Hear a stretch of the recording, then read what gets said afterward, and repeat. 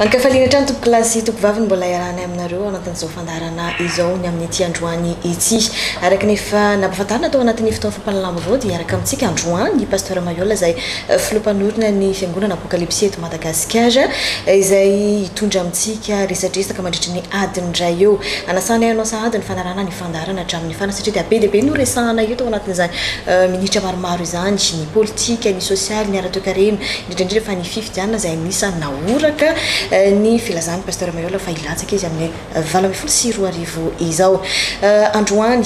fandarana inona ny marina ho resantsika eto avokoa izay rehetra izay ny voalohanteny tsy ampiandrely izahay fa miarabanao pasteur tonga soa tanatin'ny fandarana eto amin'ny fety lavitra Dramina Mahajanga miarabany tantely dia miarabantsika koa ato tokantrano ato amin'ny andro alinalina ty eto ambony fandriny tonton tantine manaraka ny fandarana eto amin'ny télévision Dramina araka zany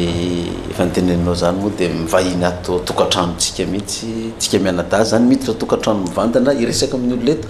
mino aho fa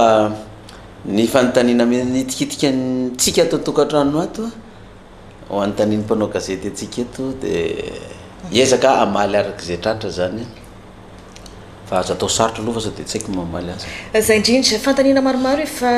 napitatsika tamin'ny mpanao gazety ary izahana hoentina sy taterina amin'ny filompanorina ny fikambanana ny fiangonana Apokalipsy eto Madagasikara moa zany ireto fantaniana efa nomaniny ireto izay rahantsika mihaino eto inona ny valiny inona ny andrasantsika rehetra amin'ny pasteur Mayola androany avy hatrany ny raharam-pirenena no resantsika voalohany indrindra satria eto Madagasikara tsy afaka hiala amin'izany raharam-pirenentsika pasteur Mayola manahoana ny fahitanao ny raharam-pirenena mihitsy amin'izao fotoana izao ngamba raha ny amalina zay fanontaniana zay zara anankiroa ihany le izy no azoko mamaly azy amin'ny lafiny anankiray dia manjaka amin'izao fotoana zao ny ataontsika hoe tsy fandriam-pahalemana ankilan'izay raha mahita koa ty fahatongavan'ny aretina peste ty koa dia ao anatin'izay ihany koa ny fahasahiranana sy ny fitotonganan'ny fahefa-mividin'ny vahoaka malagasy dia eno kaikaiky ny vahoaka malagasy amin'ny faritra tsiraray avy ny fahasahiranana zany fa indrindrandrindra moa zany tsy fandriam-pahalemana amin'ity resaka jiolahy dahalo ity ny faharoa koa ankilan'izay dia eo ny fitondram-panjakana miezaka manao araka izay tratrany ihany koa amana izy problème zay mampitona fanjakana azy zany tsy maintsy mitady ny vahaolana izy amanan'izay olana eo amin'ny firenena izay fa raha zavatra hita aloha zany miara-miaiky daholo na ny fitondram-panjakana na ny vahoaka malagasy fa latraka katerena ihany ny firenentsika malagasy fa sahirana na tsy fandriam-pahalemana valana retina efa hitan'ny pasteur Mayola tao anatin'ny faminaniana ve zany rehetrarehetra zany manao hoe dika ino ty valana retina efa mirongatra zay tsy izy eto Madagasikara ty io zany tsy hoe fahitana manokana hoe faminaniana ny trangany zavatra amin'izao fa efa voasoratra anatin'ny baiboly zany reo hoe tsy maintsy hitranga eto Madagasikara tsy eto Madagasikara ihany fa eran-tany fa ny eto amintsika rany atao hoe mbola tsy dia tena mafimafy kokoa raha oharina amin'ny any ivelany izy io ngamba ny fahitako anazy dia ohatrany hoe ny firenena malagasy ohatra zany raha ataontsika hoe miresaka sport resaka teknôlôjia dia tratra oriana foana zany tsika na ny hafainganam-pandeha zany na ny hery sy ny tanjaka na amin'ny toe-karena dia ny firenena mandroso be dia mandroso be fa ny zavatra misy koa dia ty le loza voajanahary koa raha atao hoe misy horohorontany na cyclone eto amintsika dia ohatrany tratra oriana koa ny tsika ny herin'ireny cyclone sy horohorontany ireny satria ambany dia ambany ohatrany manaraka ny fantrahantsika sy ny fiarekarenantsika fa ny any amin'ny tany mandroso ny azy ny cyclone tonga dia 300 km/h ny vitesse ny horohorontany tonga dia miakatra any amin'ny 8-9 richter ny maripana anehoany azy arakaraka n'ilay mampandrosony zareo mamafy koa le loja voajanahary ny ady hatrano sy ny rehetrarehetra tsy fakahitana ntsony ny terroriste sy ny sisa fa ny tsika koa zany misy ihany le izy fa izy io fa voasoratra ny baiboly hoe zavatra hitranga ty ariana ty fa ny olona kosa zay tena manompo tsy mivavaka amin'Andriamanitra dia afaka amin'ireny loza reny fa tsy ho tratrany reny na misy arety mandringa anazy zay fotsiny le zany raha raisina ara-panahy zany hanazavana anazy fa raingo kely fotsiny hoe fantany napetraka maro am'izao tena misy ve le peste sa hoe zavatra honohono izy io sa inona raha fahitao pasteur Manazy manokana efa tonga eto ny mpitsabo iraisam-pirenena efa mivoaka amin'ny vaovao iraisam-pirenena koa fa nivoaka Maly Ariva zao ny tatitra farany navoaka ny France 24 dia hoe efa eo amin'ny 3 no matin'ny choléra peste azafady ny peste ary feno ny hôpitaly eo Antananarivo any Ambohimeandro nefa manomboka feno tsisy efa mivoaka aty ivelany zany raha ny vaovao zany dia io zany tsy sangisangintsony hoe resaka tsaotsao na hoe fampitahorana fa tena misy io ary ny mazava-dozan'le peste dia mamono anatin'ny ora vitsivitsy surtout le peste pulmonaire zany fa tena misy io ary tokony andray andraikitra aingana ny tsiraray avy fanjakana moa zany fa manao ny azy koa fa ny fanjakana ny akaiky vilany ihany mainty arina ohatra hoe Tananarivo zao akaiky vilany tanàn-dehibe akaiky vilany fa ny any ambanivohitra sy ny rehetrarehetra any mbola hoela vao tonga any ny fanjakana fa mety ny aretina peste koa no tonga aloha any raha ohatra ka tsy mandray andraikitra daholo zany ny isambatan'olo ity zany tsy ady ny fanjakana rery ihany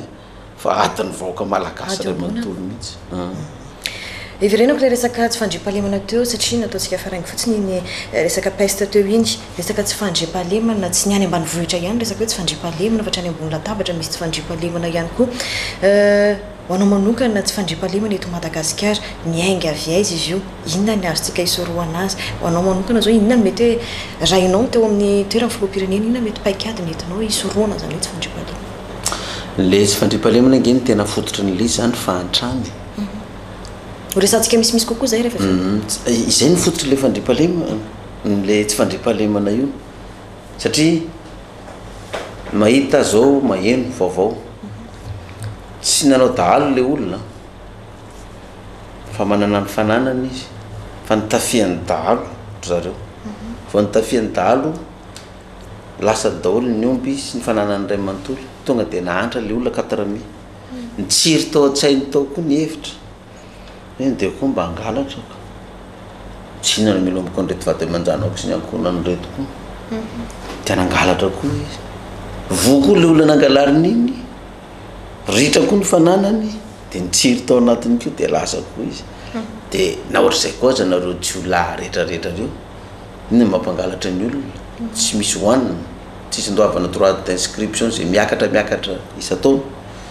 tsisy asa zanaka ny ofatrano ny jirama ny hohanina eo dia mitsiro azy foana le hoe aizany misy vola aingana ka tsy miraharaha rehefa tratra na hofaty na tsy hofaty na higadra na tsy higadra aloha fa dia andaolo andeha anao asana jiolahy na andeha angalatra zany hoe fantrana zany ny tena fototry ny lizy ka io zany aloha raha mbola tsy mahita vahaolana ny mpitondra fanjakana zay mitondra am'izao taka ny tsy nahitany teo aloha sy zay mbola ho avy eo io fantrana io tsy zavatra iova zany io ny eo ihany ny eo ary mbola miapira sy mitombo ihany ny olona sahirana ny vidim-piainana miakatra ihany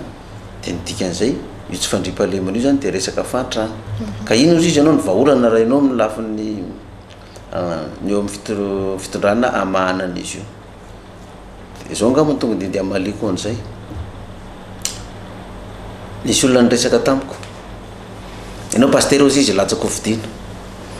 dia ny fianakavianay zay misy tontonay mpitondra fanjakana efa nyfandimy tao hatramin'izay mahay milomano mihitsy izy amin'le mpitondra fanjakana eo eo foana izy na miova ary le mpitondra izy eo satria ainy manova mamadika palitao fa milliardaire zany ane pasteur ozy izy dia zao ny zavatra nyteneniny pasteur maelo ozy izy latsaka fa dangereux be io raha io ny lany eo fa sahiranatsika raha io ny tonga ao dia hoe sahirana ahoana tonton tsika efa zatra mihinana 90 isan-jato ny arem-pirenena ity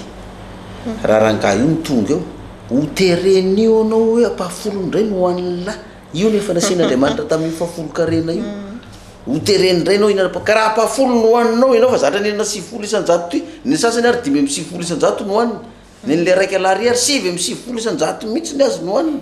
za raha nisy 1% menany vahoaka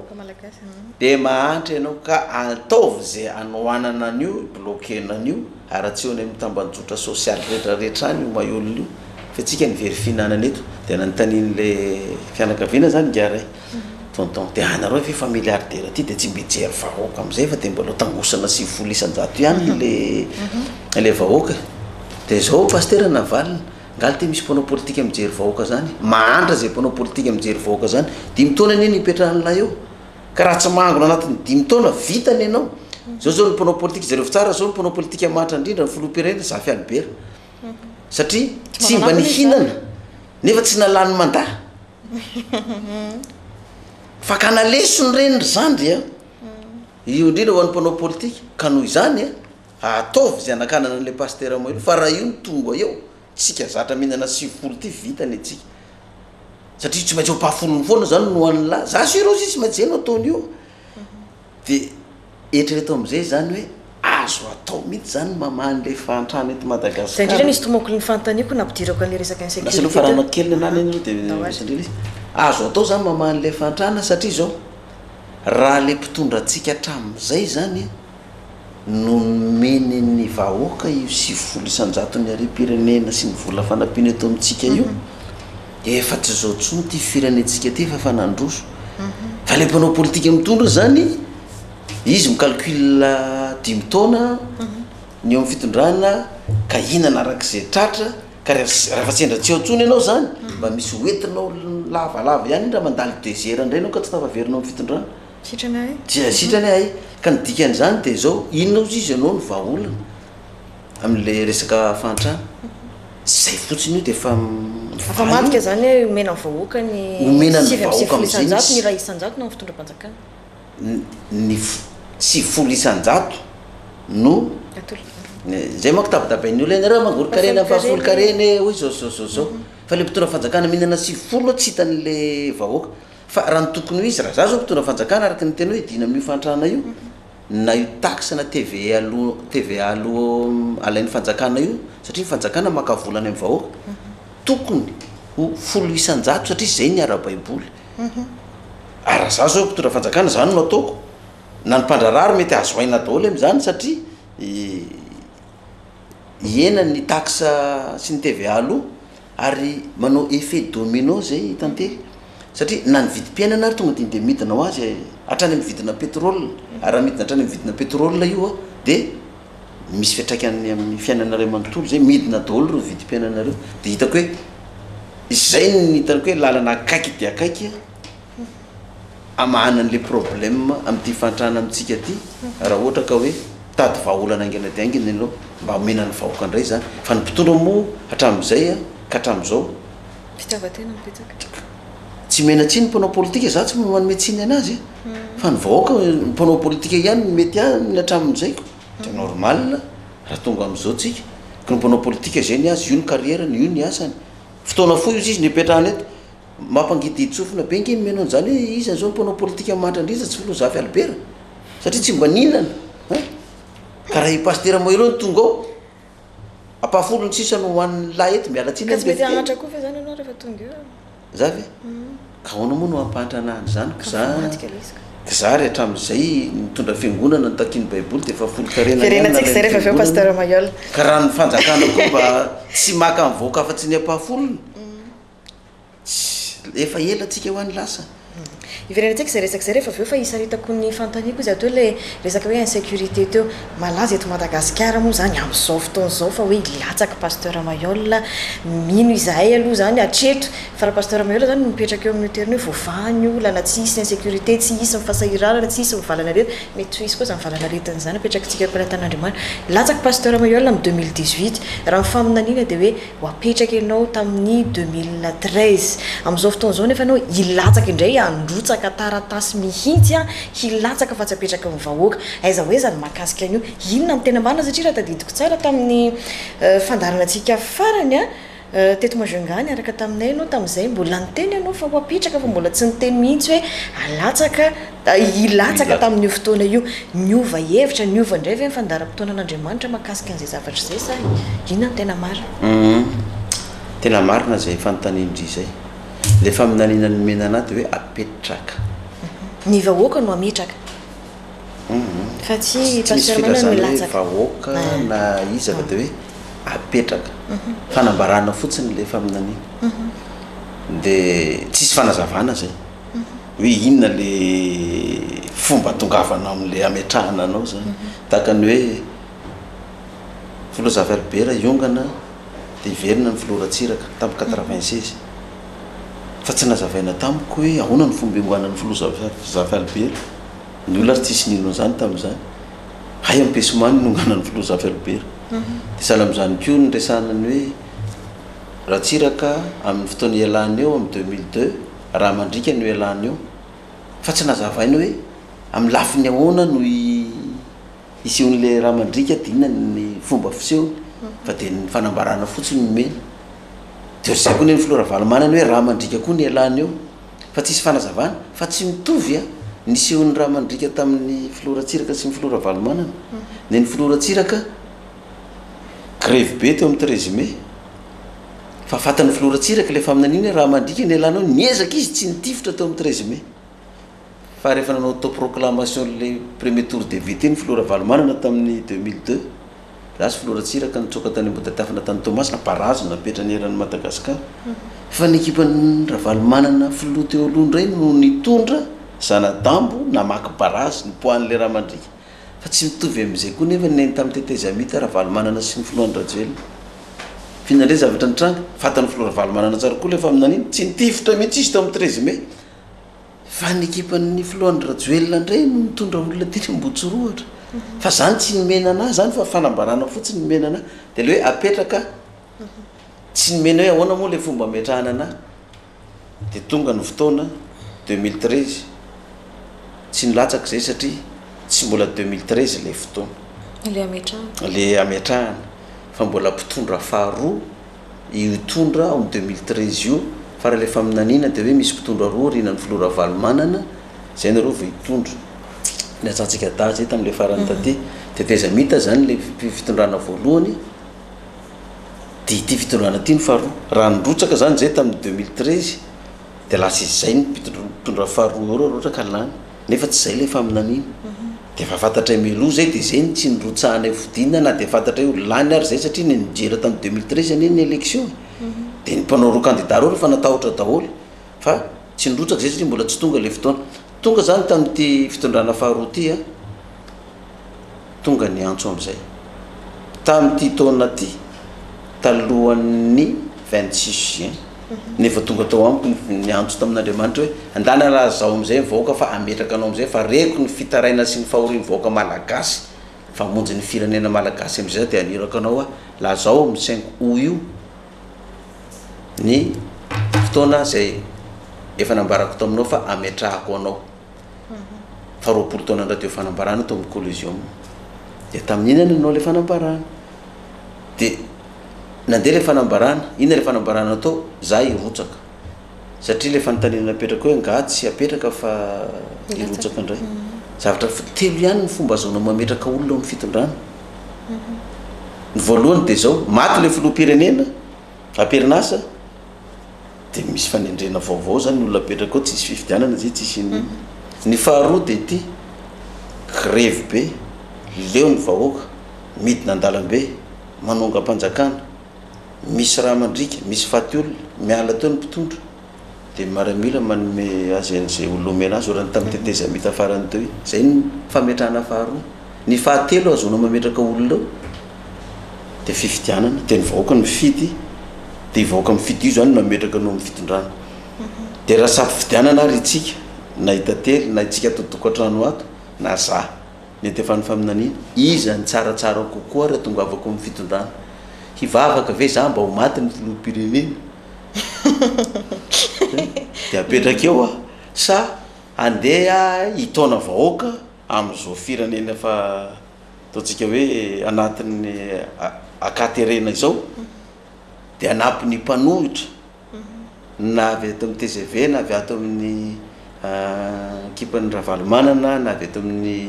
Armadas ny MMM karazany mpanohitra rehetrarehetra ireto hoe andao aridina an-dalambe tsika e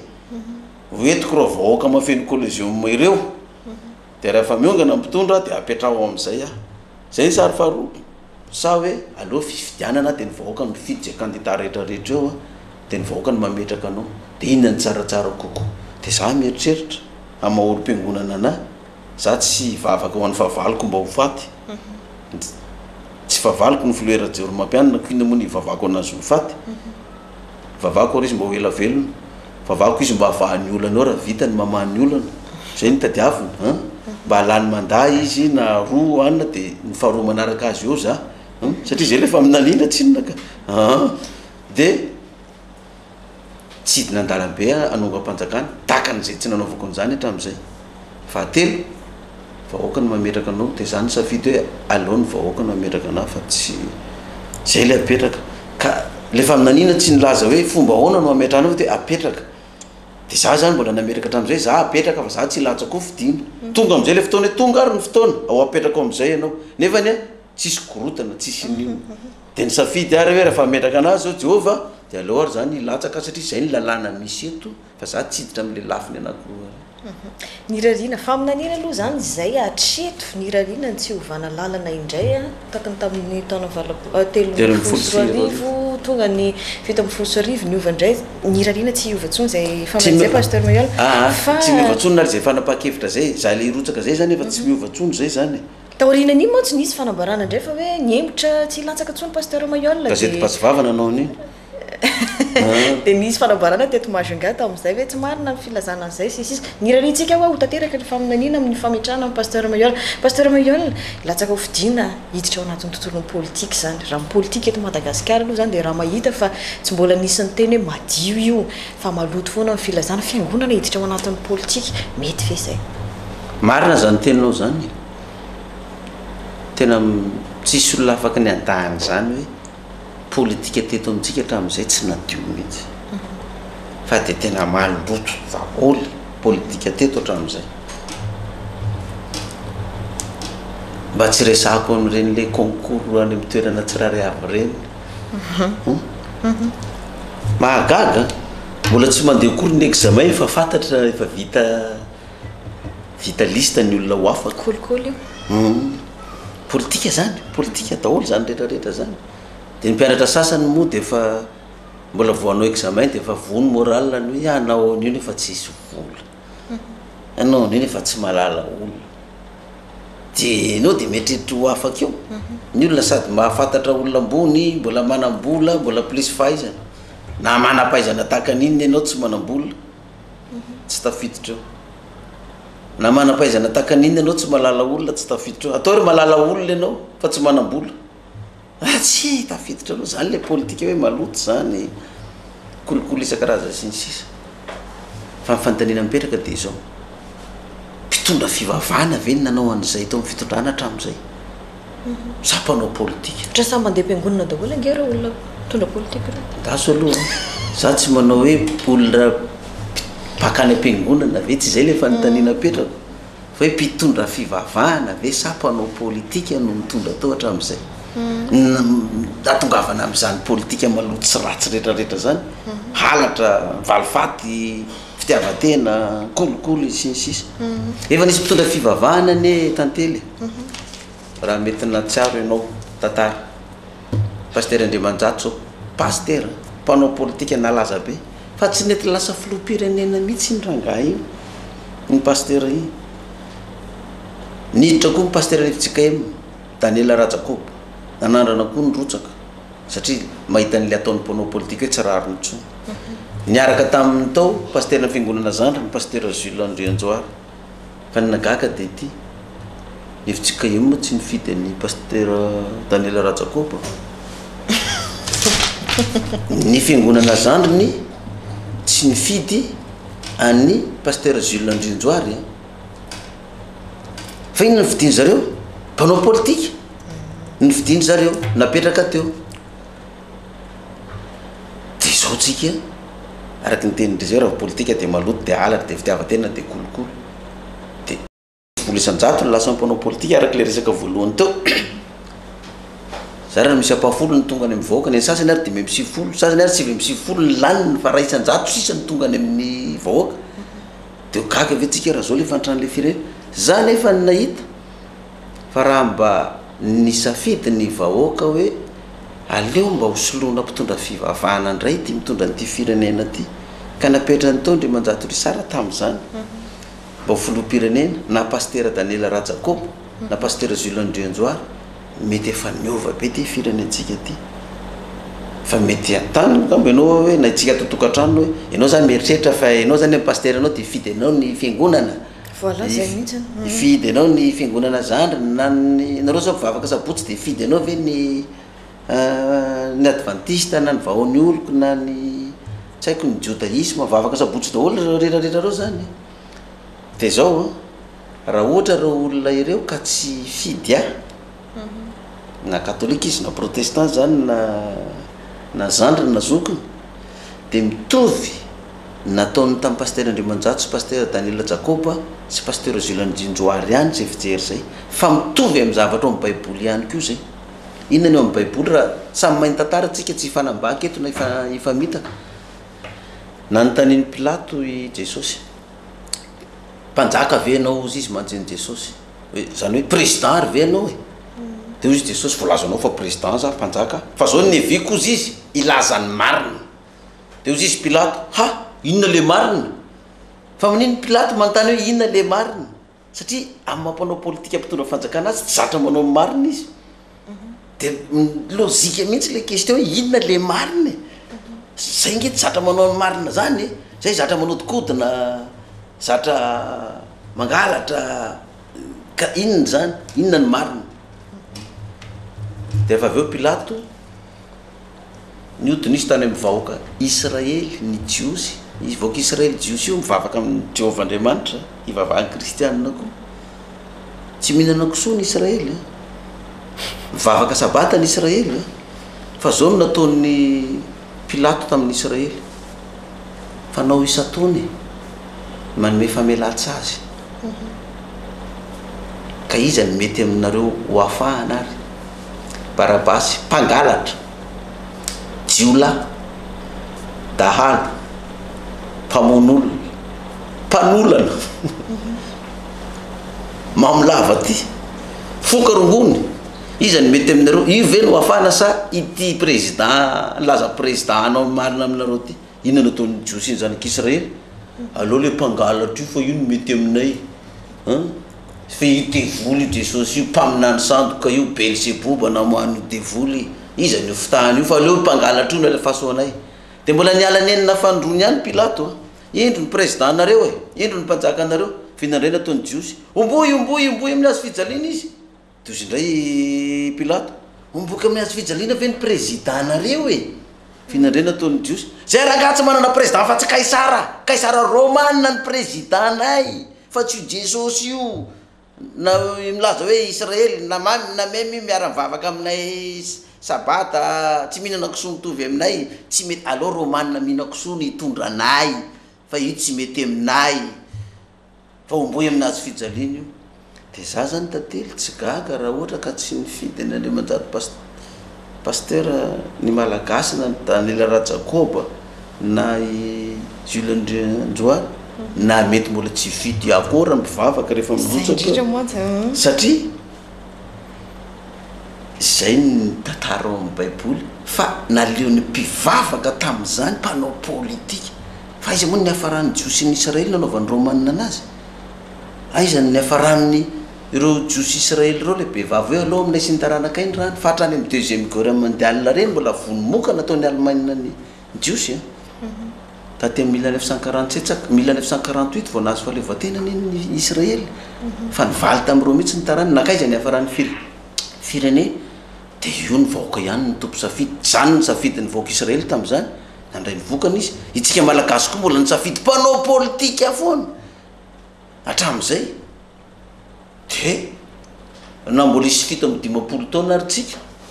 raha manana finoana itsika malagasy mpanao politika ihany atao vao aza mitondra aza mividy mpitondra fivavahana zany dia hitanareo le fandehan'le izy fa zavatra lozika an-javatra zany za tantely tsy hitomany filoham-pirenena ka tsy mamadika amin'ny faminanian'andriamanitra tonga aminao ve zany raha ohatra ka zay ny ataon'ny vahoaka aminao indray rehefa aveo tonga 2018 za nge tsy manina latsy filoham-pirenena hoa satria zavatra tsy mora zany hitondra firenena zany fa ny ana iraka mission nampanaovina ana amonjy ny malagasy ary ny malagasy tsy voatery hitovy hevitra aminao daholo zany hoe anjara malagasy misafidy hoe ivondriny sa hijanona amin'ny mazava ho azy anjaran'le malagasy ozy ny malagasy hoe zay mbola tsy leon'ny mpanao politika pastera ndray zay hijanona amin'ny aloha hijanona io ihany io nge tsy de mihinana betsaka fa 9 ihany ny azy nareo mangolo-karena fahafolo-karena io tsy mety aminay io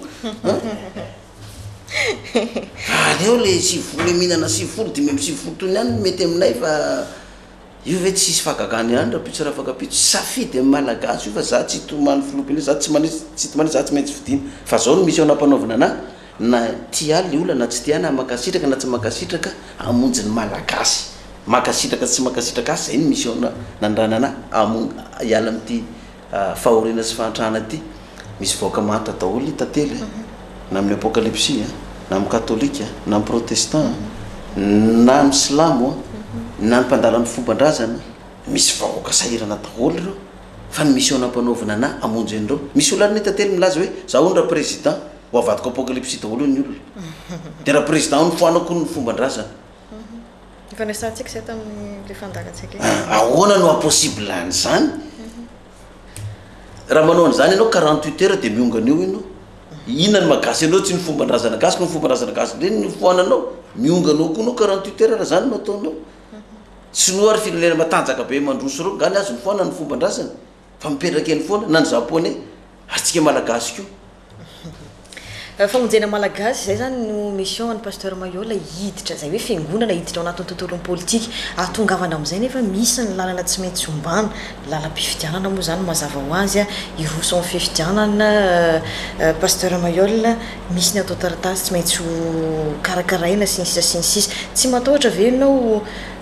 amin'le resaka hoe fanovana lalam-panorenana sy amin'ny critère ilatsanao fidiana tsy ho tafiditra ao anatin'ny mety ho voahilika ianao amin'izay fotoana zay nona fa hitanao ny fikitiana ny lalam-panorenana io mety ho fikitiana fa tsy mbola politika daholo zay vao valiko le zay fanontaniana ndray fa misy adimo kely ty le zavatra tiako resahana tao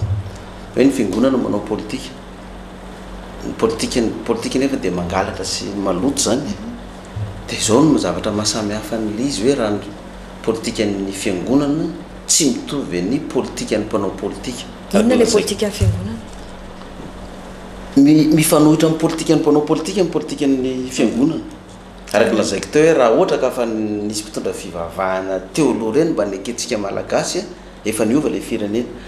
teneninao tao fa politika ny mpanao politika dia maloto mangalatra valifaty manaotikodina re-pirenena tsokosoko kolokolo sy ny sisa fa ny politika ny fiangonana ngery raha ataontsika hoe mangalatra ny politika mpanao politika lozika zay amin'ny faratsy manao an'izay izy mahantra fa ny politika ny fiangonana tantely ozy izy ny baiboly aza mangalatra zay ny politika ny fiangonana politika ny mpanao politika manondrana re-pirenena tsokotsoko arak'izay tratra na boîte de rose na volamena na vatosoa politika ny mpanao politika manodikodina volam-panjakana na fanampiana avy any velany na eto toerana fa ny politika ny baiboliny na ny soratra masina tsy zany tiavony namanao taka ny tenanao raha mihinana 90 anao dia mbo misy 90 koa ny vahoaka raha manana akanjo roa ianao ka misy namanao tsy manana omeo azy ny ray zay ny politika ny baiboly dia jerevy reo asa soa ataon'ny fiangonana na katolika na protestant sy ny sisa reo zay mijery an'le vahoaka taka nataondry Pierre Pedro reny ohatra zany zao fa tsy fihin'ny Pierre Pedro anazy daholy ny vola azo fa io mena ny vahoaka io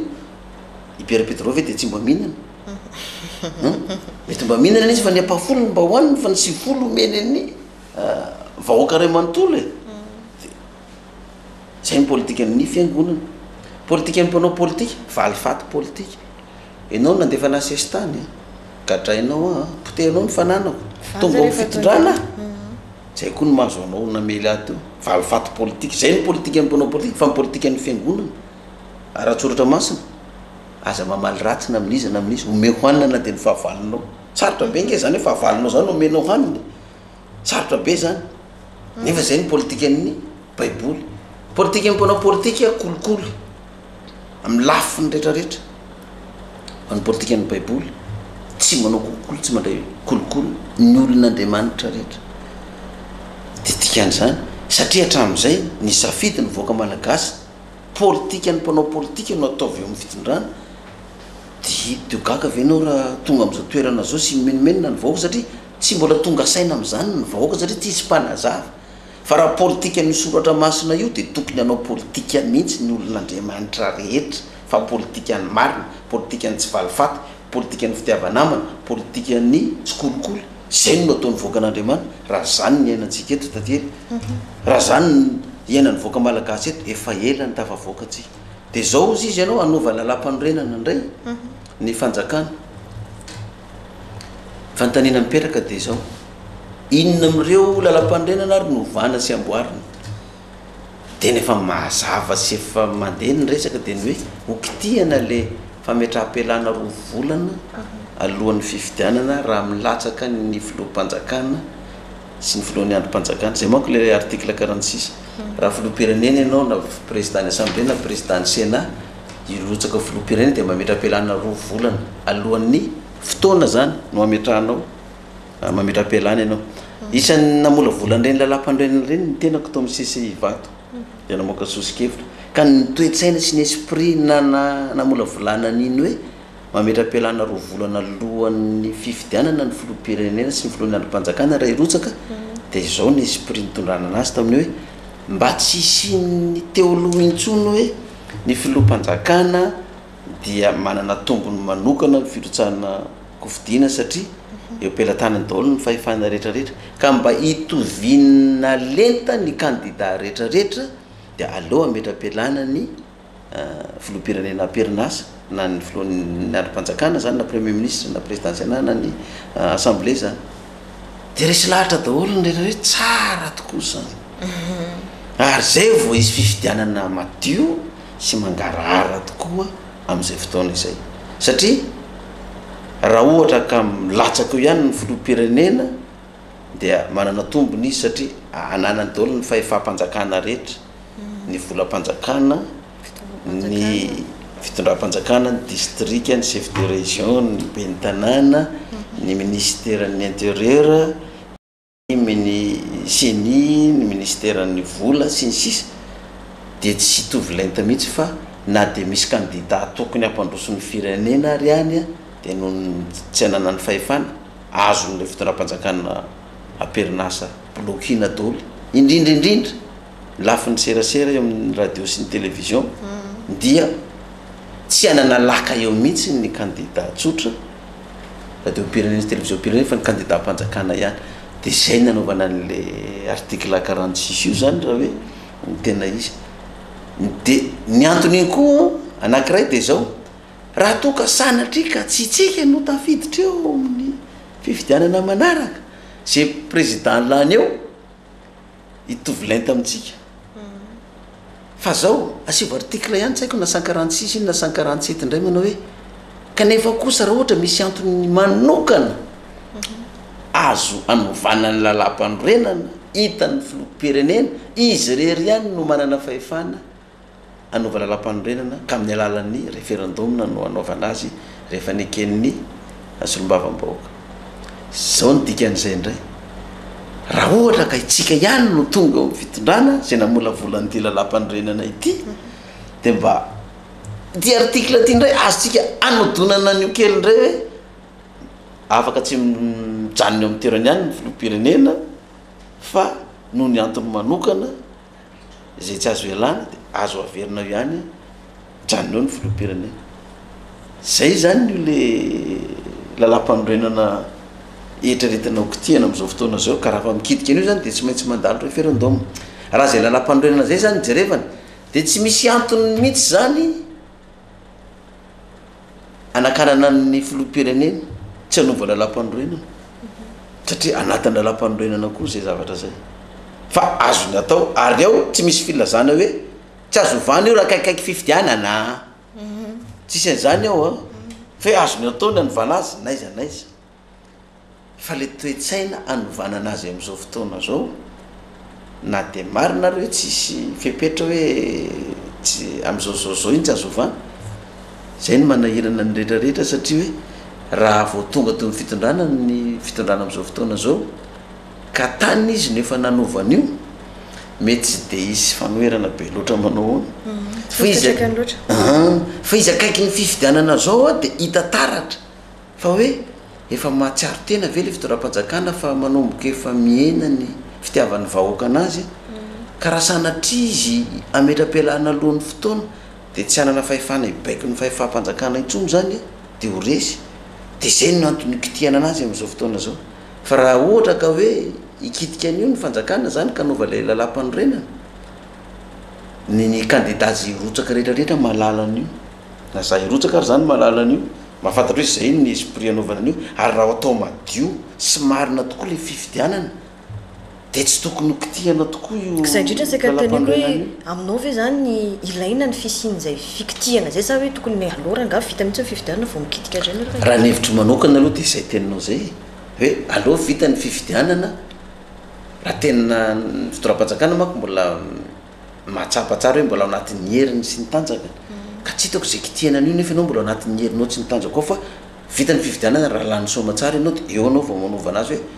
afaka tamin'le loza ihany tsika tamin'iny fa ho avy ndray ny fifidianana manaraka ka mety mbola anao troisième mandat tsika tokony amboarina indray lalam-panorenana vao miditra hoe azo milotsaka intelo de tsy mametra-pialana ny filoham-pirenena de mba hafahafa kokoa izy raha izay fa raha izao anao manaovana le lalam-panorenana ataontsika hoe misy candidat 5 ohatra zany milotsaka filoham-pirenena nefa novanao io article 46 hoe mijanonao ihany ny filoham-pirenena misy vahoaka daholo da mosin'ireo candidat 5 ifaninana aminao reo mety anohitra indray am'izay fotoana zay de raha anao référendum ianao tonga de tsy lany ny eny na angala-bataka an'iny ary ny fitondram-panjakana tsy lany ny eny satria reto candidat rehetrarehetra reto anentana ny vahoakany daholo tsy fidy an'io de mazava ho azy afa-barako le fitondrana lalam-panorenana zay fa raha ny famarina-pifidianana kosa indray resaka seniny resantsika eto tamin'ny farany teo nisan'ny vorontenina miresaka ny sensibilisation nataony seni am'le hoe raha ilatsaka fidiny ianao zava-poana raha ohatra ka hoe tsy misy olo-tenanao isaky ny biro-pifidianana manerina amin'ny Madagasikara fa raha tsy manana an'izay aloha de aleo tsy milatsaka manahoana ny fahitan'ireo ny seni am'izao fotoana zao marina zay tenin'ny seni zay a satria raha tsy manana olona ianao ny biro-pifidianana rehetrarehetra azo ny fanjakana perinasa atao foana manodina n'io résultat io raha milatsaka izy satria ny antony ilatsahany mitondra fanjakana perinasa de mba ahafahany mitondra manaraka indray raha ny politika ny de hoe mba ahafahana mba mampandroso satria tsy ampy le mandat anankiray a mba ahafahana mampandroso entre parenthèse mba ahafahana mihinan-kinana bebe kokoa ihany keo aloha ka ny dikan'izay de zao raha ohatra ka tsy manana olona ianao any amin'ny biro-pifidianana tsiraray avy de azon'le olona atao ny mamadika an'iny résultat iny na ianao ary nandresy de avadiny iny satria ianao tsy manana olona efa vonina hiatrika an'izay ve ny apocalypse raha Madagasikara efa manana olona ny apocalypse ary tsy ny apocalypse ihany fa be da be ny olona nilaza fa efa leo mpanao politika ifanometanana ary de azoko antoka fa tsisy biro-pifidianana ka tsisy anoana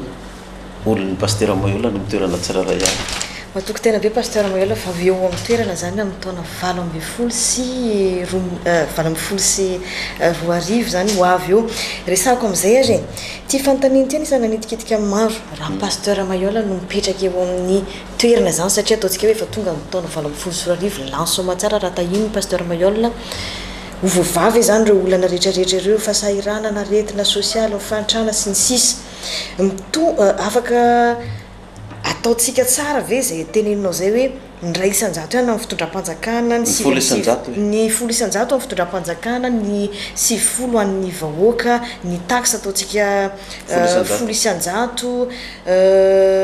ny ina moa zany azo atao ve ireo rehetrarehetra reo raha ohatra ka ianao ny eo amin'ny toerana raha zava-misy moa ko amin'izao fotoana izao dia ohatrany hoe nietra ny henantsika vahoaka nanodona ny fampandehanam-panjakana maro samihafa azo atao ve zay zavatra zay amin'ny resaka hoe resaka fitrandrahana renakibony tany satria koa anisan'ny olana be indrindra eto Madagasikara hoe zao isanjato ihany no miditra amin'ny kitapon'olom-panjakana zao ny vahiny azo atao ve manova an'ireny zavatra ireny raha ianao ny eo amin'ny toerana ka zay hoany no ataoko azo atao zany oa ary raha zany nefa natao hatramin'izay nomena ny vahoaka hoe 900 efa ela ho atsika ny lasa efa ela tsisy zany dahalo zany tsisy zany jiolahy zany tsisy zany kolokolo zany fa ny fari-piainany voaka malagasy io efa lasa ambony dia ambony mihitsy ary mbola averiko tsara mihitsy fa io harem-pirenentsika io ny vola izay anampianatsika avy any ivelany io amin'izao fotoana zao hoe 7 milliards ny trosatsika 7 milliards de dollars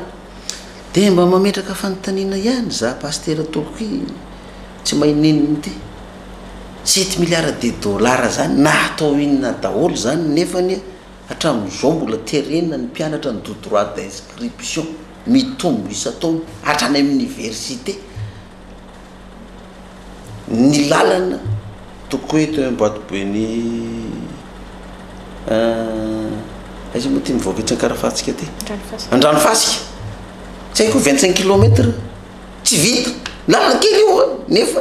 i 12 Marovoay 12 tsy vita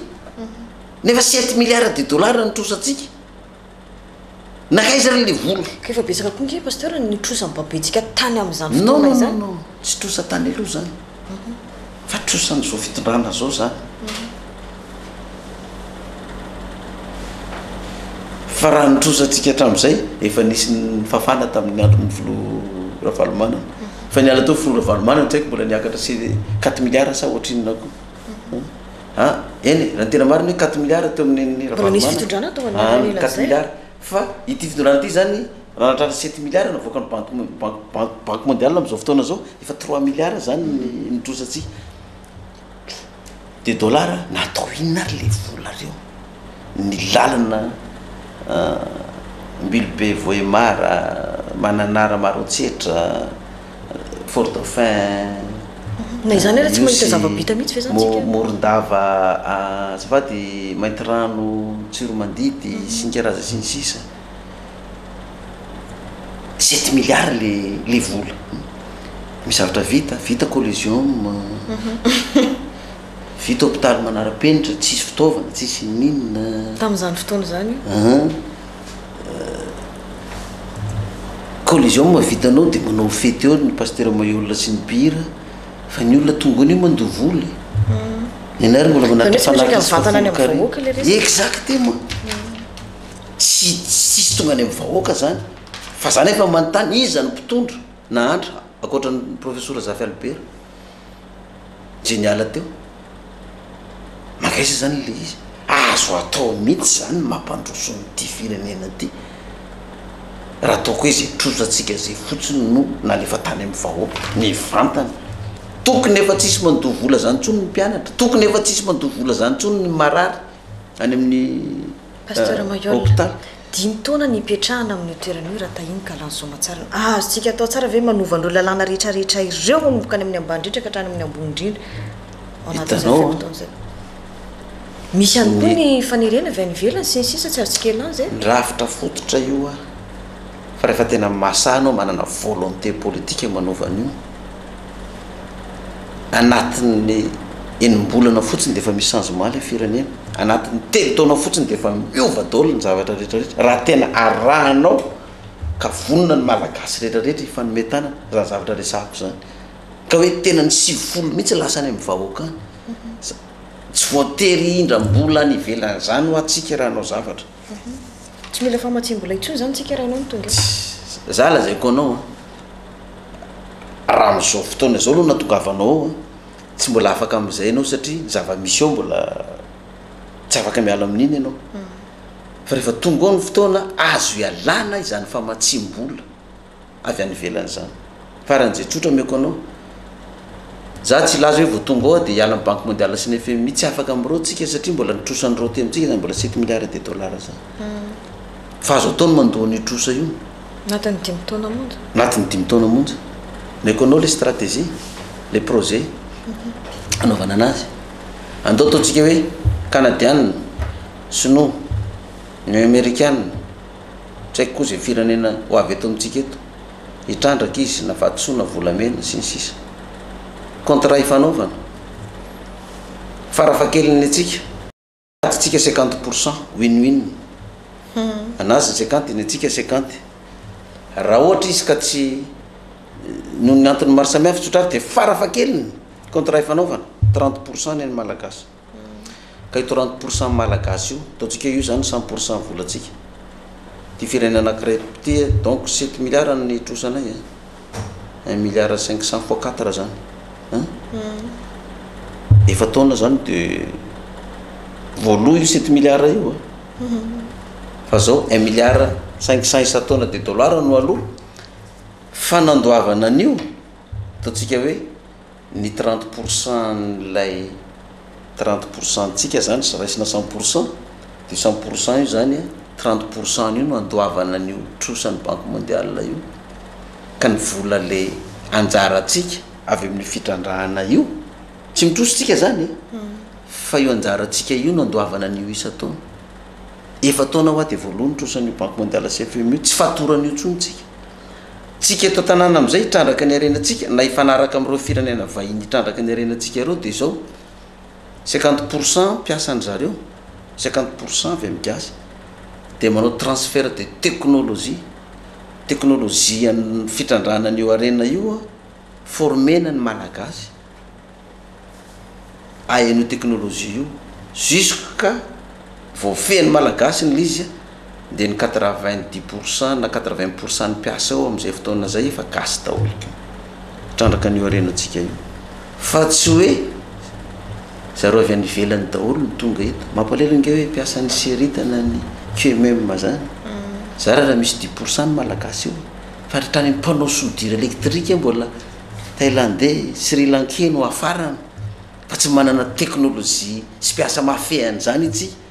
fa tsy le sodirana posiposy reny no atao amin'izany tsinona fa sodira haute gamme modernité fantanina mipetraka pasteur Mayol raha ataontsika ambony latabatra eto zany dia ohatrany hoe zavatra tsotra kely ohatrany hoe 1 plus 1 égale 2 fa fantanina mipetraka ihany koa zao dia hoe ireo arenantsika ireo ve dia mbola misy ireo arenantsika ireo ve azontsika atao no mitrandraka azy ara-dalàna ireo arenantsika ireo ka mipetraka ambonina tanin'olona marobe raha izay no ataonao tsy ho taka ny somamanina indray amin'ny fotoana izay atongavanao tsotra kely nanaovana an'io tantely fanaraka nataontsika hoe sinoa zany sinoa mamanina ny vahiny koa amin'izao fotoana izao efa manjaka be eto Madagasikara tsy voafehy intsony na ny fitrandrana ataony zareo teo tsisy miovy io ary fa tonga tsika fa tsisy anaky an'izany efa mipetrapetraka ny tondrosotra politika amin'ny baiboly plan zany fa zao alohan'ny hitrandrahany ty sinoa ty faritra anankiray ty tsy zao politika zao no tokony nanaovana azy fa zao ny politika ho ataoko politika na mpitondra fivavahany ty zany fanaraka amin'le sinoa za ianao sinoa mamany no ohatra ndraisitsika ohatra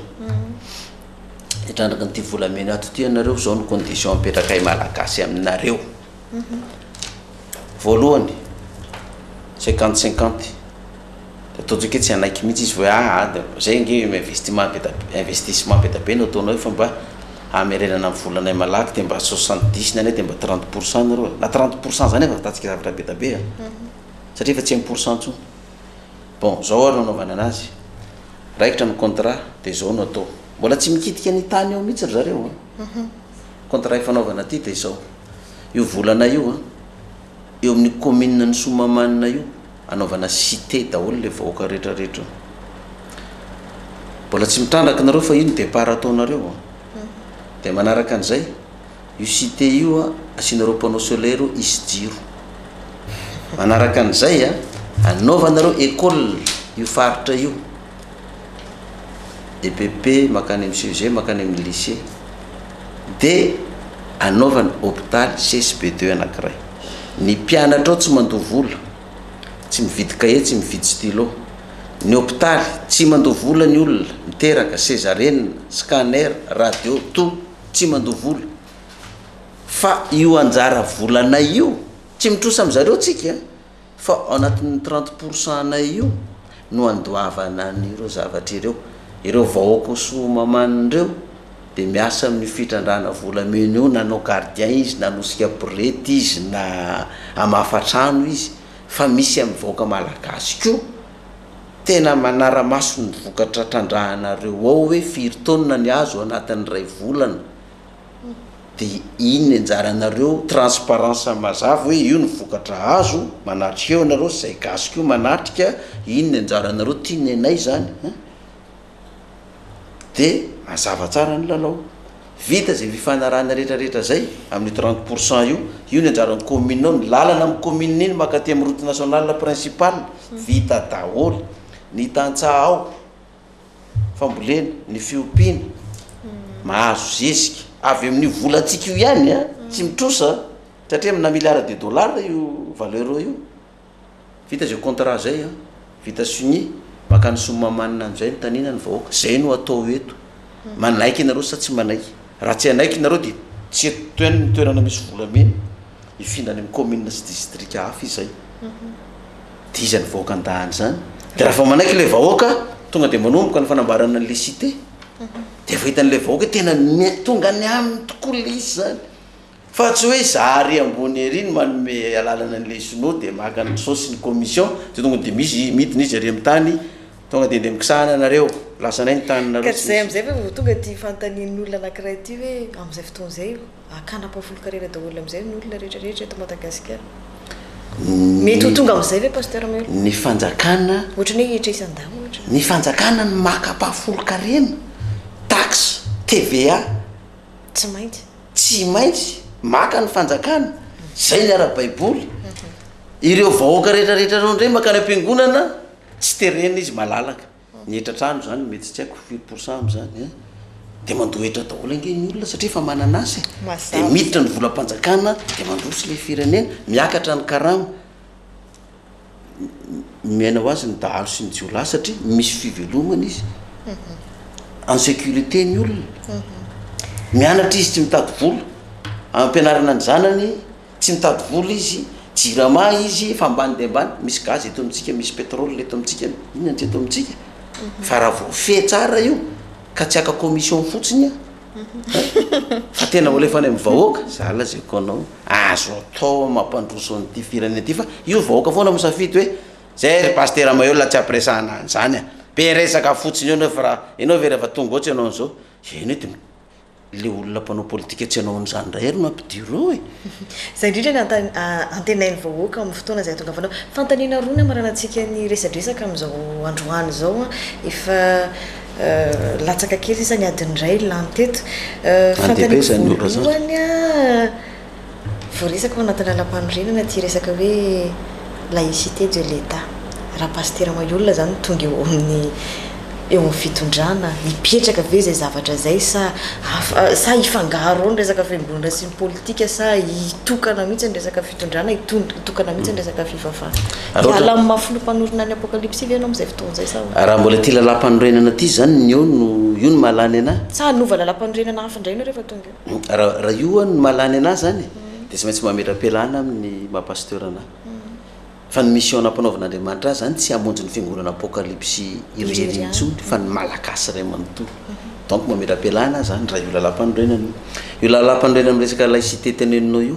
manontany ianao de manontany antsika totokatrano ato izy milaza fa voahajo io lalam-panorenana io laïcité de l'État io tsy miresaka ny tsy nanajy tsika fa miresaka amin'ny fotoana zay tongavanao eny ka mametraka fanontaniana fotsiny mako azava kely fotsiny hoe zay mpitondra ny fandimy to tsy nanaja an'io satria zao io lalàna io article 1 io amin'ny constitution aiko tsara io mampitondra fivavahana ana zao io lalàna io atsika zay tsy mahay anazy ny fanjakana de tsy mitsabaka amin'ny raha-raha-mpiangonana ary ny fiangonana de tsy mitsabaka amin'ny raha-raha-mpanjakana ny fanjakana dia tsy manampy arabola ny fiangonana ary ny fiangonana tsy manampy arabola ny fanjakana ny fanjakana tsy mahazo manao contrôle ny volam-piangonana sy ny fitatana ny fiangonana rehetrarehetrany ny fiangonana koa tsy mahazo manao contrôle ny volam-panjakana sy ny fitantanana azy tena misaraka tsara ane zany inona zavatra misy mpitondra fanjakana manome volan'ny fiangonana mety zay koa nge pasteur melo zao rehefa tonga eo pasteur melo rehefa lany amin'ny fifidianana lany filoha-pirenena vita le fiangonana be ary raha ohatra ka volam-panjakana nanaovana azy dia mandika lalam-panorenany zany inona zavatra mitranga ny fiangonana satria efa tsy mety mangina ntsony ny fiangonana tsy mandeha ntsony ny raha-pirenena izy indray ny lasa mampiavana ny filoha-pirenena ny ady fampiavana pirenena tsy tafavoaka l izy satria tsy tokony zay no ataon'la fiangonana raha le lalam-panorenana fa efa tsy mety mangina ntsony le fiangonana zay efa trop izy le fiangonana trop le zava misy ka na dia misy lalam-panorenana zany areo tsy manina aloha ndika lalam-panorenana tsika miteny tsika efa tsy mety ntsony le ataon'ny mpitondra fanjakana mampahory vahoaka mangoro-karena tsy fandriam-pahalemana fanodikodinana ray-pirenena tsokotsoka miteny mihitsy ny fiangonana nrotsaka mihitsy ary pasteur moyolo so fa tsy vitany hoe miteny mihitsy fa hoe aloha rangaha tsy atao resaka mbava fotsiny ty fa aloha hidirana antsehatra mihitsy nefa zany tsy mifanaraka amin'ny lalam-panorenana zany fa tsy maintsy natao zany zavatra zany dia eritreretinao am'izay ny fanjakana koa rehefa misy fiangonana manahirana azy atao orany lasa izy manao contrôle ny ara-bolan'le fiangonana zay manahirana azy ihany koa ary tsy tokony ataony zany tahakany hoe ny fiangonana tsy hanao contrôle hoe andefa inspecteur d'église mpitatam-bola hanao contrôle ny fanjakana hoe nakaiza ny 7 milliards trosa banque mondiale tety nataonareo aizy tsy tokony zay le izy toy izy anao nyteny hoe anova lalam-pandrenana ve zany ianao raha tonga eo raha lany somatsara eo za tena tokony miovy lalam-panorenana io fa efa lany avy anovana io fa za tsy hanao référendum hoe tikano tsy tikano lalam-panorenana ray no ataoko fa élection no ataoko amin'io avy aloha ny olona safidy malalaka lalam-panorenana 5 nietreretiko atao ao hoe inareo zay mbola makasitraka nyty état unitaire ty dia farito amboarina lalam-panorenana dia ataovy propagande anareo faharoa régime parlementaire fahatelo régime fédéraliste faefatra autocratie satria be da be koa ny olona mbola mieritreritra ny hoe verenao fitondrana fampanjaka fa tamin'ny andro fampanjaka tsisy dalo tsisy trosa tamin'ny banque mondiale sy ny FMI mampahantra amin'izao fotoana zao very le fomban-drazana gasy me mahantra ny gasy ny farany fa raha za zao mampasitera ana izy ny olona zay olona mpitondra ve dia anao lalam-panorenana tahena araka zay mampetipety azy foana fa tsy mba manoatra ny amerikanina hoe tsy miova dia za zao raha mampetipety ana théocratie satria za mpitondra fivavahana fa zany efa tsy hanao lalam-panorenana théocratie hoe ino ny fidina fa 5 reo dia samy manao propagande fa nitako hoe tsara raha tena nova-tsika malagasy hoe mpitondra fivavahana koa nitondra fa tsy mpanao politika dia hoe tena iova ity fédéraliste ty nitako tsara indrindra indray azaontsika mampandrotsony firenena zay rehefa nitatelany ity Mazangany misy ranomasina any Antananarivo mamoaka ny permis any mamoaka ny permis dia nieto Mazanga fotsiny dia nazo permis nareo dia ny anaty ranomasina nefa ny ristorana na ny bénéfice ny tonga amin'io tsisy maketo Mazanga fa lasa makary daholo zary raha misy apahafolo nyverina tia Mazanga fa sy folo ary amin'ny fanjakana Foibery nefa raha ny vola azo amin'ny ataontsika resaka pesy io fotsiny tsisy lalana tokony tsy ho vita zany ty faritanin'ny Mazanga ty ary tsisy an'izany toerana hoe tsisy hôpital na hoe amin'izay fotoana zay tena hoe décentralisation effective mihitsy no ataony tsika zay mihitsy le zay nge le ampandrosoanan'le firenena araka le ndresako toatra hoe somamanina teo raha tetika aty solala ohatra hoe nitrandraka vinso no dia tokony mba vita nge ny lalana solala mandraba tonga ty Mazanga farafaratsy collision ny vita dia gagany ny solala hoe ahoana ary zany zavatra zany le zavatra atao aminay tranonay mbola trano satrana mbola trano tolona mbola hoan'ny moka sy ny kongona sy ny parasy izay nefa ato aminay ny misy an'le arena fa raha le zavatra ndresako tamin'ny voalohany to somamana iny zao raha iny volan'ny soalala azo iny nanatsarana ny commune sy ny lalana anakaty mety vita lalana tranony mainty rano iny trano morondava mandrapivoaka makaty fa saingany zay moa zavatra ke dia zay foana no mipetraka hoe anao an'izao tsika fa rehefa tonga le fanarana amin'ny vahiny ohatra misy any miteritery arakolaka ny ambadika any dia tsy tanteraka zay zavatra ka mila mpitondra masay mampatonga an'izany tsy tanteraka dia zao ireo mpitondra rehetrarehetra ny fandimy tamintsika teto reto condition ny communauté daholo na nipetrahany teo tsy maintsy manaraka mibaikony izy satria izy nametraka azy teo tsisy afa-miala amin'izany reo mpitondra reo fa za tsy communauté ny naniraka anahy andriamanitra naniraka anahy za tsy mifanaraka tamin'ireo koa le rotsako vidiana fa andriamanitra naniraka ndana teneno vo ny teneny any korotana daholo ny domo rehetra hatrany communauté internationale mikorotana satria nahoany tsy olony a hoe ho voabaikina ary ve sa ahoana toorany zareo hoe voabaikina sa tsy voabaikina dia misy miteny ianao fa ampiriny baikiny io tsy vonono io anao tsisy olona maty zany raha tsy tonga ny andro ny tantely a aloha amono zay amono fa raha fahafatesana zany a tsy niditra tamin'ny tia raha hoe fahafatesana no atoloka za nkehatra am'izao fa firy ny olona menasy anahy terrorisena hoe mitandrema fa misy olona fofony ainao fa ianao no atahorana indrindra ho avy ny inspection resaka fisika resaka samifina ny biankosy ny namasiny sisa dia alefa daholo zany rehetrarehetra zany ino moa mampatahotra anany zany zanga mpanao politika nanodikodina repirenena teto sa nanodikodina famatsim-bola teto na nanodikodina bois de rose na volamena na misy vola maloto na ampidiriko teto za tsy manana an'izany kina natoroko an'izany hoe mitandrema ianao fa be da be manomboka mifofony ainao am'izao fotoana zao fa be da be ny mpanao politika zay mieritreritra ho very seza sy ho very toerana ao ny maneritreritry ny verina fa mitandrema ny ainao dia natsotra kely fotsiny teneniko hoe raha fa tsy mety amintsika malagasy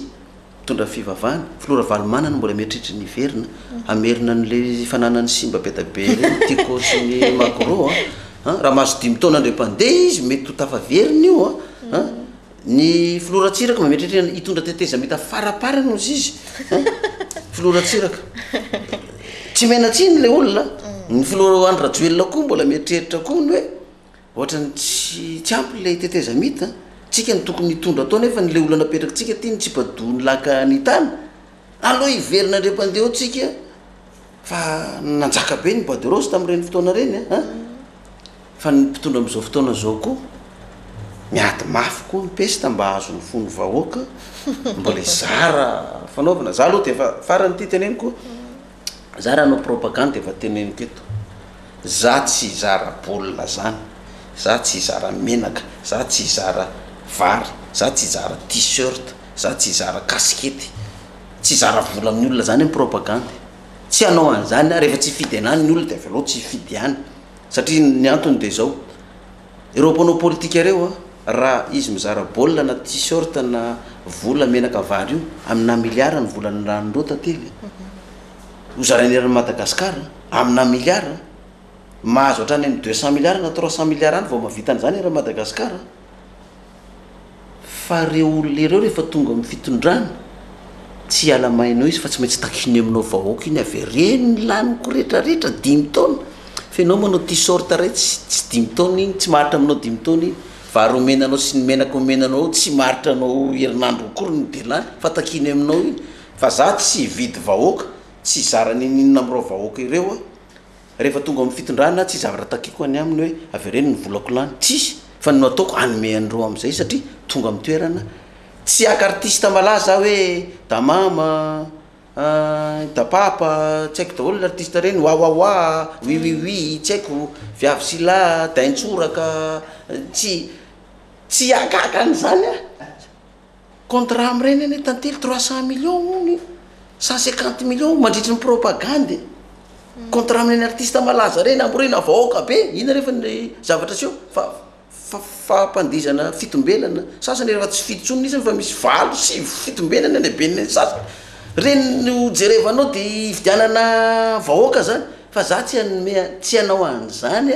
fa dia tonga ilazany hoe tia fotokevitra ary raha misy mpanao politika mieritreritra any dao any paster moela fa misy vola no zaraina ny propagande za tsy manana vola ho zaraina fa io projet de société ko sy programme koa no zaraiko amintsika vahoaka rehefa tonga amin'ny fitondrana dia tsy misy zavatra ho takiko aminao avy reny zay nameko anao tamin'ny propagande fa zany no anome anao arak'izay efa nyresahako zay dia ataoko dia mazava tenin'izao zay resaka zay fampanantenana zay andrasantsika fampanantenana io amin'ny fotoana propagande amin'ny fotoana io fa mbola tianao propagande tsika eto pasteur Mayola raha pitsanao eo anao amin'ny vahoakan'ny Mahajanga zay ny tena antondianao eto Majunga miaraka amin'ny GFFM resantsika vetivety mialohan'ny tena maranantsika ny fandarana amin'izao alina zao anao ny fionany io 5 taona le GFFM eto tanao mpanao politika rehetrarehetra zay mpitondra tonga amin'ny fitondrana vao manangana toko politika dia le mialatsiny aloha mpitatirakena rehetrarehetra mivadika amin'le toko politika atsangan'le fanjakany mamadika palto daholony rehetrarehetra fa zay fa tamin'ny 2012 nefa nanangana ny toko politika io hoe rehefa tonga ny fotoana tonga afa-jeo dia efa misy ny toko politika eto zany kalazany fa 5 taona io ny eto dia anatrika an'izay ao lahady izy io amin'ny amro sasany ao amin'ny hôtel ino misy teo antsika beach zay malagasy rehetrarehetra mety hitovy fijery amin'izay fijeriko zay dia za tsy manavaka tsy manilikiliky na inona ny toko politika anao na inona fivavahanao na inona fomban-drazanao dia hamonjy ny malagasy ny tanjontsika raha von'ny fanometana antsika dia andao fa averiko za rery tsy mahavita an'izany zavatra ny teneniko zany tsy vitan'olon-drery zany fa mila volonté politika avy amintsika tsiraray avy raha tena tia tandrazana tia ny firenentsika ty tsika dia andao ifanometanana fa 5 taona ny CFFM fantarina vazivazy ihany ty zay hiditra ao anatin'ny fitondram-pasitera maiola fa zany amin'ny 2018 dia tokony hamonjy an'io fotoana io sa manao tsy voatery zany tsy voatery sady tsy omboko nge io e tsy voatery fa ny a perako tsara fotsiny perako tsara fotsiny hoe rehefa tonga ny fotoana ka misy olo apetraka na ho ministra io na ataoko hoe resaka concours io moa tsy voaresaka farany le concours teo eo no fomba idivana an'le concours sa fa ndresako izy teo le amin'ny lampa-panjakana ny naovana correction za rehefa ianao mahafen'ny condition amin'ny toeranao io dia ianao no mipetraka ao tsisy volalonao na ny ary za tsy hijery hoe inona ny couleur politique anao za tsy hijery hoe inona ny fiangonanao ka betsaka ne mahafen'ny condition za fa le toerana raha ihany rehefa mahafen'ny condition ka ataontsika hoe misy dimenina izy mahafen'ny condition dia vavaka dia toko tsapako dia zay vora eo no mena anazy tsisy kolokolo zany tsisy aferafera zany hitanao hoe ahoana ny divana amin'ny kolokolo io satria hoe betabe ny olona mba tianao magistrat teo mpiasany douane sy ny sisa nefany noho le concours efa vita aloha ny olona afaka dia tsy afa tsotra kely nanaovana an'io raha za io tantely io fait d'examen mpianatra rehetrarehetra io any amin'ny lapa any ambotsoroatra ny na ny avoloha any correction io no mandeha fa tsy any amin'le établissement nanaovana an'le concours dia ianao no manao première correction io ataontsika hoe ny technicien manao contre correction io dia rehefa vita izay ny anarany mbola cassé daholy dia firy ny olona ilaina amin'io poste io ataontsika hoe 300 ny olona ilaina amin'io poste io avoay zay mahazo note ambony 300 amin'ireo fay rehetrarehetra ro dia rehefa voaka iny note iny reto ny olana azy 300 eo amiko za président république no manokatra ny anarana amin'izay ho iza ny anarana afaka io araka pastera daholo ve zany concours rehetrarehetra zany ange tsy misy hoe isam-bolana e zany ange tsy isam-bolana donc iny ndepandeha isa-taona zany ataontsika fotsiny ara concours na polisy arivo ohatra ny alaina dia isaky ny ena dia ka ny polisy ange tsy manao concours isam-bolana e fa farafa malaky ny ndepandeha isa-taona dia izay anarana afaka eo tsy misy akanavaka iny hoe inona ny fivavahany inona ny fombany inona ny antokony foko avy aizy io nazo note dia io afaka izy raha polisy na gendarme na concours magistrat io na concours ny douane io na concours ny inspecteur de domaine inspecteur d'impôt io na concours anao pilote io tonga dia io reo olona reo no afaka e tsisy afaka manao kolokolo an'izany trony any ambadika any hoe zay fa manana kotahany zao tsisy trony zany raha zay no hitondranan'io ary ataoko zany na miroa maraina ary voatondra ataoko zany ho tombontsoan'ny firenena malagasy dia mba misofla ny mpianatra rehetrarehetra manomboka amin'izao fa tsy hoe diplômé sommaire fotsiny fa tsy afaka manao ninona satria tsy manakataoko mazava ny politika ny pasteur Mayol ny foto-kevitra hijoroana amin'izay hoe filatsako fidiana amin'ny taona 2024 izay hipetraka zany ny politika amin'ny baiboly tsy hisy tsony ny valifaty ivany fahasahiranana tsy hisy ny aretina ivany sosialim-bahoaka raha ny eto Madagasikara ny lafiny ara-toe-karena hisokatra ihany koa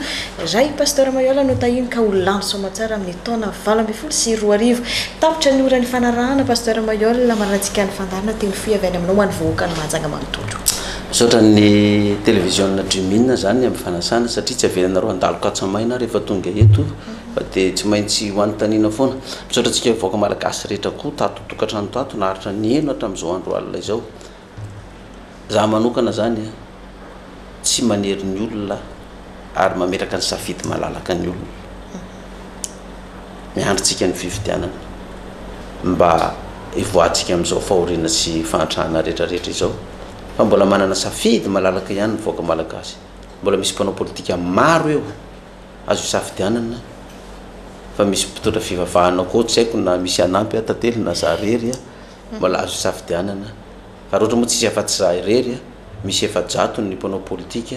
dia anjaran'ny malagasy ny safidy le mpanao politika amin'ny efa-jato sa safidy an'le anankiray fa dia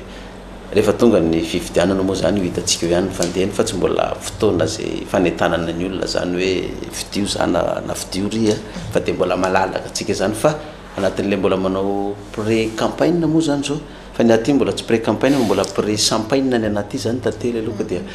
raha retsika mba samy hoten'Andriamanitra avokoa dia mbola ifakaitatava eto Majunga manaraka fandelana maro nefa napetraka teo zay noko fa navariny atahitantsika tany atokantrano tany tsy rampitsy ihany koa raha toka maniry ny eo na ny pasteur Manuel Mivanta-ntsika tsy amin'ntsika bitra manomboka amin'ny rora sy sasany ho an'ny vahoaka ray manontolo eto Mahajanga io fionana io fa tsy ho an'ny fiangonana apokalypsy irery ihany akory miaraka amin'ny fikambanana GFFM izay efa 5 taona ihany koa no nijoroany teto Mahajanga izay ankasitrahako antsika tokolasy tokovavy niaraka tamin'ny trano farany nandeha somary lavalava ny fiarahana teto tamin'ity alina sabotsy ity mankasitraka tompoko manaraka indray ato anatin'ny fandarana inona ny marina veloma tompoko